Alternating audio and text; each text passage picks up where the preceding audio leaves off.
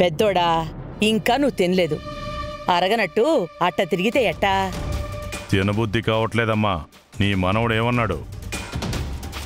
మీరు ఆవేశపడకండి, గంగని ఇంటి దగ్గరికి తోలుకొస్తానన్నాడా లేదా? కానీ ఆ పని ఎప్పుడు చేసినాడు? నాన్న, ఆవేశం కన్నా ఆలోచన మేలు. నాకు కొన్ని తెలివితేటలుంటాయి కదా. ఆ పక్క ఆడి చెల్లి శ్రీవల్లి నిశ్చితార్థం జరిగిపోతుంది. నాతో ఛాలెంజ్ చేసి 6 నెలలు కూడా కాలే.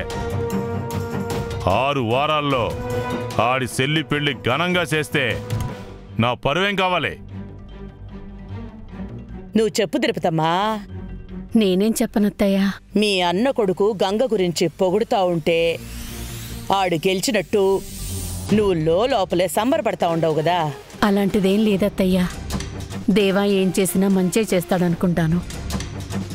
చేస్తానమ్మా, నువ్వు చూస్తావు కదా.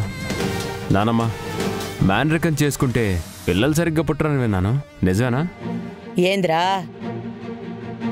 తిరుపతమ్మ మనసులో కోరికని నీ గుండెల్లో నాటుతాండావా ఏంది? అలాంటిదేం లేదు, ఊరికే అడిగాను. దేవా, ఏమన్నా చెయ్యి, నువ్వేం చేసినా నేనేమన్నా. కానీ ఆ గంగ వాళ్ళకి మంచి చెయ్యాలని మాత్రం చూడకో.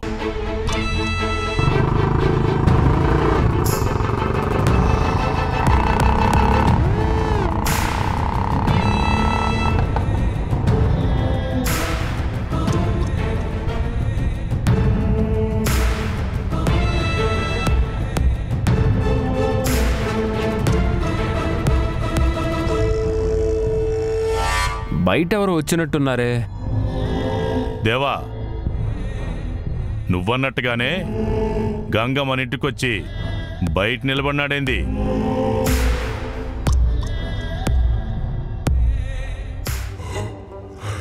రాయ్, చెప్పండి సార్.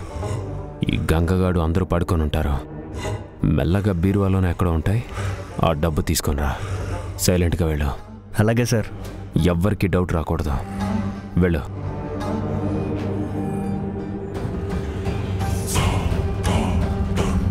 అందరూ నిద్రపోయే టైంలో నేను మేల్కొని ఉండాల్సి వస్తుంది.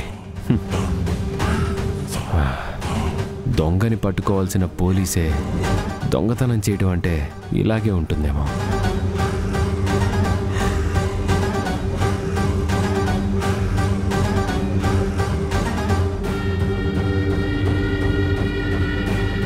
సార్, ఒక్క నిమిషం ఆగు. తీసుకో.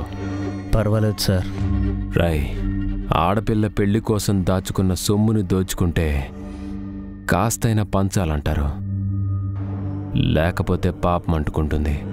తీసుకో, వెళ్ళు.